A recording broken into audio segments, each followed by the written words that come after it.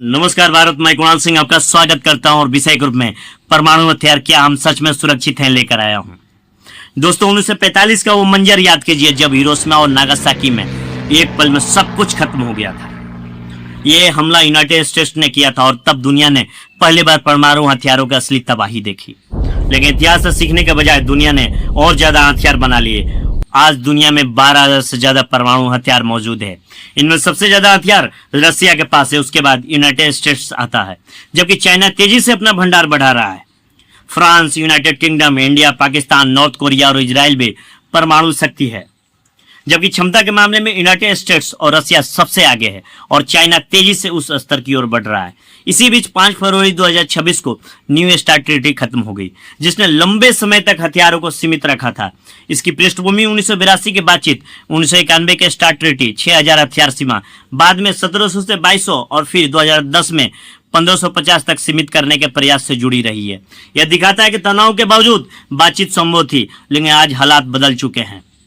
आज United states, रसिया और China के बीच बढ़ता अविश्वास, क्षेत्रीय संघर्ष और तेज होती सामरिक प्रतिस्पर्धा एक नई आर्म रेस को जन्म दे रही है, जिसे सिक्योरिटी डायलेमा कहा जाता है, जहां एक देश अपनी सुरक्षा के लिए हथियार बढ़ाता है और दूसरा देश भी वैसा ही करता है, जिससे आर्म रेस स्पाइरल बनती है और ग्लोबल न्यूक्लियर ऑर्डर तथा स्ट्रेटेजिक स्टेबिलिटी पर खतरा मंडराने लगता है। इसी संदर्भ में mutually assured destruction MAD, second strike capability और न्यूक्लियर ट्राई जैसे सिद्धांत डिटरेंस को बनाए रखने की कोशिश करते हैं। केनेथ वॉल्टर्स इसे स्थिरता का कारक मानते हैं, लेकिन अल्बर्ट आइंस्टीन ने चेतावनी दी थी कि ऐसा युद्ध मानव सभ्यता को खत्म कर सकता है। अब खतरा बढ़ गया है, क्योंकि हाइपरसोनिक मिसाइलें, एआई आधारित युद्ध प्रणाली, cyber warfare, tactical nuclear weapons, autonomous weapons और launch on warning system, accidental escalation का जोखिम बढ़ रहा है। हाल के उदाहरण में रसिया यूक्रेन वार के दौरान न्यूक्लियर सिग्नलिंग, ईरान का परमाणु कार्यक्रम, नॉर्थ कोरिया के मिसाइल टेस्ट और चाइना के भंडार में वृद्धि शामिल है। Stockholm International Peace Research Institute SIPRI के अनुसार डिसआर्मामेंट के बजाय क्वालिटी मॉडर्नाइजेशन बढ़ रही है, जो नए आर्म रेस की ओर संकेत करता है। आज स्थिति यह है कि सिर्फ 2 देशों के बीच समझौते पर्याप्त नहीं है।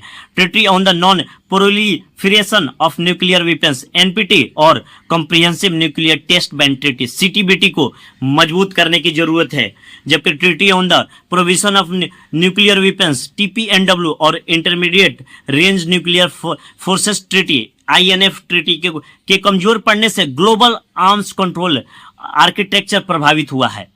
यूनाइटेड नेशंस और international atomic energy agency IAEA की भूमिका और मजबूत करनी होगी और international court of justice 1996 advisory opinion ने भी संकेत किया है कि परमाणु हथियारों का उपयोग मानवीय कानून के खिलाफ हो सकता है।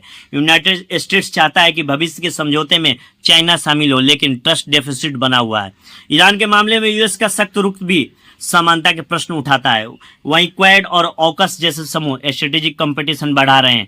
असली चुनौती डिटरेंस और डिसआर्मामेंट के बीच संतुलन की है, क्योंकि परमाणु हथियार एक ओर युद्ध को रोकते हैं तो दूसरी ओर मानवता के लिए सबसे बड़ा खतरा है।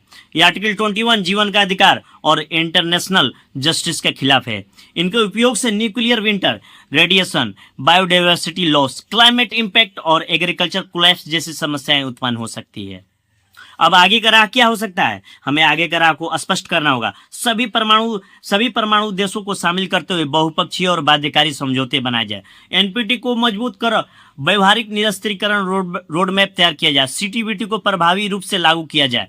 पारदर्शिता और सख्त वेरिफिकेशन तंत्र विकसित किया जाए। एआई, साइबर, हाइपरसोनिक और ऑटोनोमस वेपन्स जैसी नई तकनीकों को भी नियंत्रण के ढांचे में शामिल किया जाए और इंडिया जैसे जिम्मेवार देशों की भूमिका बढ़ाई जाए, जहां no first use, credible minimum deterrence संतुलित दृष्टिकोण प्रस्तुत करते हैं। राजीव गांधी का 1988 का एक्शन प्लान आज भी वैश्विक निरस्त्रीकरण का विजन देता है। अंत में महात्मा गांधी की बात याद रखनी चाहिए, आंख के बदले आंख पूरी दुनिया को अंधा बना देगी, क्योंकि परमाणु युग में शांति सिर्फ युद्ध की अनुपस्थिति नहीं, बल्कि विश्वास, सहयोग और शेयर्ड सिक्योरिटी की स्थापना है। अब फैसला हमारे हाथ में, हथियारों की दौड़ का या मानवता का भविष्य। अब आप निर्णय लीजिए। नमस्कार, जय हिंद।